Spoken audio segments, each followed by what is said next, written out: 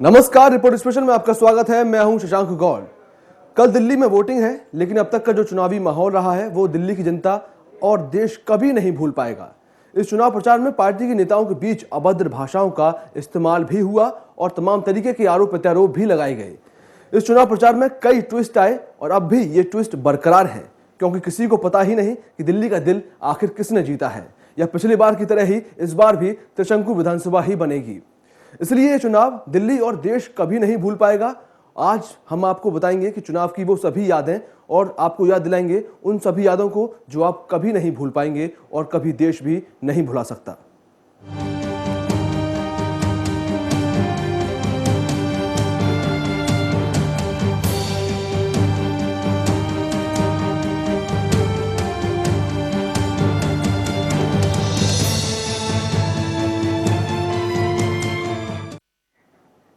दिल्ली विधानसभा चुनाव पर देश ही नहीं विदेश की भी नजर है, क्योंकि इस विधानसभा चुनाव में मोदी लहर की परीक्षा होगी और एक नई पार्टी का वजूद भी दिखाई देगा। ऐसे में इस चुनाव को भूला तो नहीं जा सकता। और वैसे भी चुनाव प्रचार में जिस तरीके के आरोप प्रत्यारोप लगे, उसने इस चुनाव को और भी रोचक बना दिया है। बीजेपी और कांग्रेस ने इस चुनाव में क्या क्या गलतियां की और आम आदमी पार्टी से क्या गलतियां हुई, इस रिपोर्ट के जरिए देखिए।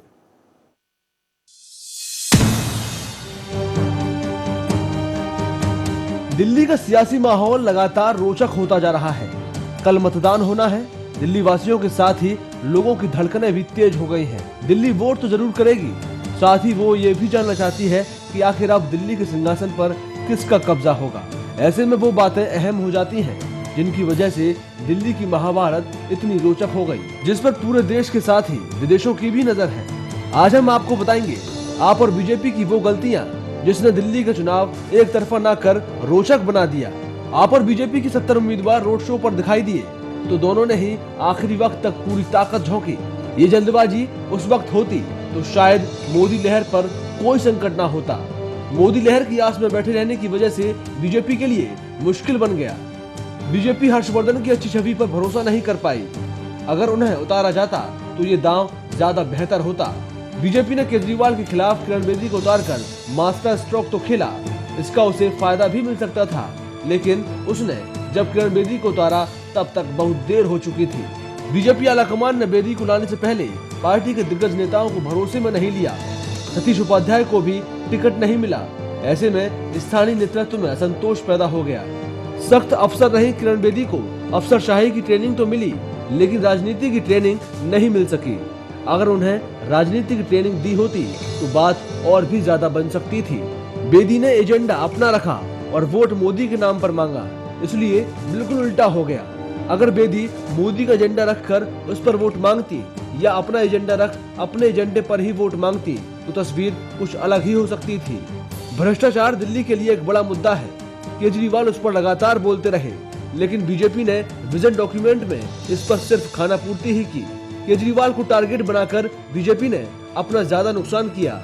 इस कैंपेन से बीजेपी के ऊपर नकारात्मक राजनीति करने का ठप्पा लग गया, जिससे बीजेपी इस चुनाव में उबर नहीं पाई। बीजेपी मध्यम वर्गीय मतदाता के साथ साथ झुग्गी झोपड़ी में रहने वाले मतदाताओं को अपने पक्ष में कर लेती तो स्थिति बदल सकती थी, क्योंकि आम आदमी पार्टी का सबसे बड़ा मतदाता वही है। बीजेपी ने दिल्ली में चुनाव कराने में देर कर दी और आपने लोकसभा चुनावों से सबक लिया तो वही बीजेपी दिल्ली पर फोकस करना ही भूल गई। 6 सर्वे जहां आपकी जीत दिखा रहे हैं तो वहीं दूसरी ओर कुछ में बीजेपी ने आप पर बढ़त बना ली है। तो वहीं मुकाबले में कांटे की टक्कर में त्रिशंकु विधानसभा होने के भी पूरे आसार हैं। आप बीजेपी पर मुद्दों से वार करने में थोड़ा देर और न करती तो आप दिल्ली में बीजेपी पर आसान बढ़त बना लेती। इस बढ़त का फायदा होता कि केजरीवाल की सीएम की कुर्सी तक की राह बेहद आसान हो जाती। सीएम की कुर्सी से इस्तीफे के बाद केजरीवाल ने मीडिया को अपना दुश्मन मान लिया था, उसे बिका हुआ तक कह दिया था। अगर वो ऐसा ना करते तो माहौल उनके पक्ष में और भी होता। जिस तरह से बीजेपी राष्ट्रीय राजनीति और मुद्दों पर अपनी पकड़ मजबूत करती जा रही थी, उसी तरह से आम आदमी पार्टी भी दिल्ली के मुद्दों पर अपनी पकड़ बेहद मजबूत कर सकती थी। केजरीवाल बीजेपी के गुटों पर तीखा प्रहार कर सकते थे। दिल्ली में टूटती बीजेपी और पार्टी के बीच फैला संतोष उनके लिए फायदे का सौदा हो सकता था। किरण पर आपने नरमी बरती। पार्टी के पास किरण के खिलाफ अच्छे खासे मुद्दे थे। अगर उन्हें आम आदमी पार्टी अपना लेती तो चुनाव एक तरफा भी हो सकता था। जैसा लोकसभा में राहुल गांधी के साथ किया गया। जिस तरह से बीजेपी राष्ट्रीय राजनीति और मुद्दों पर अपनी पकड़ मजबूत करती जा रही थी, उसी तरह से आम आदमी पार्टी भी दिल्ली के मुद्दों पर अपनी पकड़ बेहद मजबूत कर सकती थी। केजरीवाल बीजेपी के गुटों पर तीखा प्रहार कर सकते थे। दिल्ली में टूटती बीजेपी और पार्टी के बीच फैला संतोष उनके लिए फायदे का सौदा हो सकता था, लेकिन आप इससे चूक गई और बीजेपी पहले से नहीं जागी।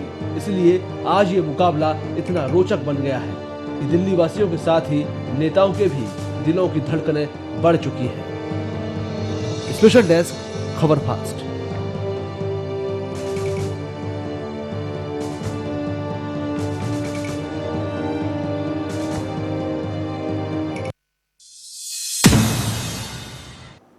दिल्ली चुनाव में कई तरह के अध्याय भी लिखे गए, जिसमें विवादों का सिलसिला भी कम नहीं रहा। जब से चुनावों की तारीखों की घोषणा हुई और पार्टियों ने अपना चुनाव प्रचार शुरू किया, तभी से हर दिन एक नया विवाद दिल्ली में सामने आता था। सुबह होते होते जनता की नजरें विवादों पर टिक जाती थीं। चुनाव प्रचार के दौरान क्या क्या विवाद देखने को मिले, इस रिपोर्ट के जरिए देखिए।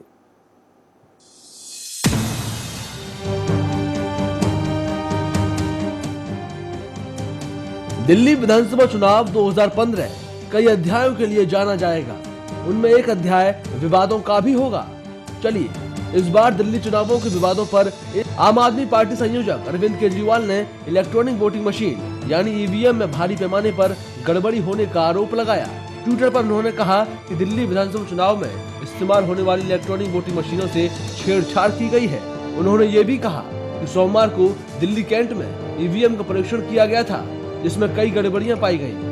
केजरीवाल के मुताबिक ईवीएम की जिस भी बटन को दबाया जा रहा था, तो बीजेपी के चुनाव निशान के सामने ही बत्ती जल रही थी। दिल्ली में कल वोटिंग होनी है। चुनाव आयोग ने सभी तैयारियों को लगभग अंतिम रूप दे दिया है, लेकिन इस सिलसिले में ईवीएम की जांच लगातार चल रही है। बीजेपी की ओर से आपके चंदा विवाद पर उठाए सवालों से पहले एनजीओ आवाम ने आम आदमी पार्टी पर फर्जी कंपनियों से चंदा लेने का आरोप लगाया था।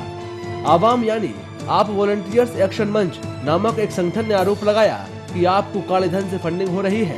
आवाम संगठन का दावा है कि बीते लोकसभा चुनाव में आपने 4 ऐसी कंपनियों से 2 करोड़ रुपए का चंदा लिया जो झुग्गी झोपड़ी के पते पर पंजीकृत थी। संगठन के अनुसार कंपनियों के पास खरीद बिक्री का कोई भी रिकॉर्ड नहीं है। तो उधर बीजेपी की मुख्यमंत्री पद की उम्मीदवार किरण बेदी के कार्यालय को बम से उड़ाने की धमकी भी दी गई। ये जानकारी खुद किरण बेदी ने ट्विटर पर दी। किरण बेदी ने ट्वीट कर जानकारी दी कि कृष्णानगर में उनकी ऑफिस के मालिक को जान से मारने की धमकी मिल रही है। साथ ही कहा जा रहा है कि ऑफिस खाली कर दो। इससे पहले दिल्ली के कृष्णानगर इलाके में सोमवार शाम को बीजेपी मुख्यमंत्री पद की उम्मीदवार किरण बेदी के चुनाव कार्यालय पर हमला हुआ था, जहां पर कुछ लोगों ने तोड़फोड़ की थी, जिस पर बीजेपी ने कहा कि वकील बनकर विरोधियों ने ऑफिस पर हमला किया है। 31 जनवरी को पुलिस की अपराध शाखा और चुनाव आयोग की संयुक्त टीम ने उत्तम नगर इलाके के ओम विहार से भारी मात्रा में अवैध शराब बरामद की थी। इस मामले में दिल्ली पुलिस ने आप नेता और उत्तम नगर से प्रत्याशी नरेश बालियान को सम्मन जारी किया। गोदाम से करीब 497 कार्टून में 8,952 बोतल और पौए बरामद हुए। आशंका जताई जा रही थी कि चुनावों के दौरान मतदाताओं को बांटने के लिए हरियाणा से शराब लाई गई थी। इस घटना के बाद लोगों का कहना था कि गोदाम उत्तम नगर से आप पार्टी उम्मीदवार नरेश बालियान का ही है, तो वहीं नरेश का कहना था कि गोदाम बीजेपी कार्यकर्ताओं का है। इन विवादों की वजह से भी दिल्ली चुनाव बेहद दिलचस्प हो गया और अब देखने वाली बात होगी कि इन विवादों का वोटिंग पर क्या असर पड़ेगा। स्पेशल डेस्क, खबर फास्ट।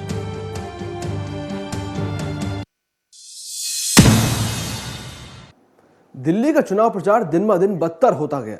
पार्टियों के नेताओं ने जीतने की ललक में अपनी अपनी सामाजिक मर्यादाओं को ताक पर रख दिया। कोई किसी को गाली देता हुआ दिखाई दिया तो दूसरे ने अपनी मर्यादाओं को ताक पर रख दिया। अजीबोगरीब बयानों ने दिल्ली चुनाव प्रचार को रोचक तो बनाया, लेकिन एक सवाल भी खड़ा किया कि राजनीति का स्तर क्या इतना गिर गया है कि किसी पर व्यक्तिगत हमले भी किए जाएं। लेकिन दिल्ली के चुनाव में ये सब कुछ खूब बखूबी देखने को मिला। देखिए रिपोर्ट।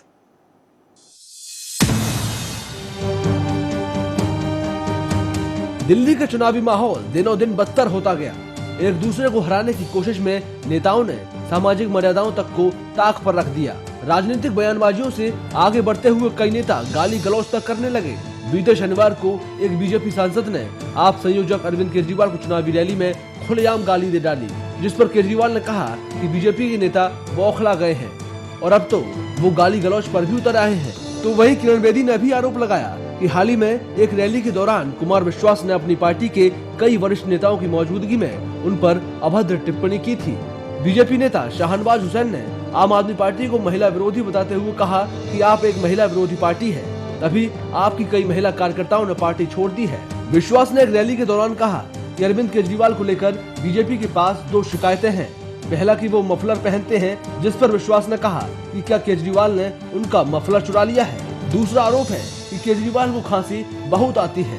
इस पर विश्वास ने बीजेपी पर सवाल करते हुए कहा कि आपको इससे परेशानी क्या है कि आप उनके साथ उनकी बेडरूम में सोते हैं। दिल्ली में चुनावों में नेताओं की जुबान इतनी तीखी होती गई कि कोई भी किसी पर टिप्पणी कर रहा था। प्रमुख राजनीतिक दलों के निशाने पर रही आम आदमी पार्टी और उसके नेता केजरीवाल पर कांग्रेस ने भी हमला बोला। दिल्ली के बदरपुर इलाके में एक रैली को संबोधित करते हुए कांग्रेस अध्यक्षा सोनिया गांधी ने केजरीवाल को धरनेबाज बताया। उन्होंने कहा कि कांग्रेस के खिलाफ एक और धरनेबाज है जो कि सिर्फ धरने की बात ही करते रहते हैं और दूसरी ओर प्रचारक है जो सिर्फ प्रचार ही करते रहते हैं। दिल्ली विधानसभा भंग होने के बाद चुनावी रैलियों की शुरुआत करते हुए 1 दिसंबर को बीजेपी की केंद्रीय राज्य मंत्री साध्वी निरंजन ज्योति ने विवादित बयान देने की शुरुआत की थी। एक चुनावी सभा को संबोधित करते हुए साध्वी निरंजन ज्योति ने विवादित बयान दिया था। हालांकि उनके इस बयान पर संसद के दोनों सदनों में जमकर हंगामा हुआ और फिर निरंजन ज्योति को सदन से माफी भी मांगनी पड़ी थी। दिल्ली के रामलीला मैदान में 10 जनवरी को हुई एक चुनावी सभा में प्रधानमंत्री नरेंद्र मोदी ने आम आदमी पार्टी पर जमकर निशाना साधा। केजरीवाल के अराजक वाले बयान पर उन्होंने कहा कि कुछ लोग अपने आप को अनार्किस्ट बताते हैं। पीएम मोदी ने कहा कि अगर लोकतंत्र में भरोसा नहीं है और अनार्किस्ट बनना है तो नक्सलियों को ज्वाइन कर लें। वहीं इस पर प्रतिक्रिया देते हुए आप नेता आशुतोष ने कहा कि पीएम को शायद पता नहीं है कि देश के एक और नेता ने खुद को अनार्किस्ट बताया था, वो है महात्मा गांधी। कुछ इस तरीके के आरोप प्रत्यारोप दिल्ली विधानसभा चुनाव के प्रचार के दौरान सुने गए। आपको भी सुनकर हंसी आती होगी कि देश की राजनीति आखिर कहां जा रही है, लेकिन कुछ भी हो, इन बयानों ने दिल्ली के चुनाव से जनता का मोह भंग नहीं होने दिया। स्पेशल डेस्क, खबर फास्ट।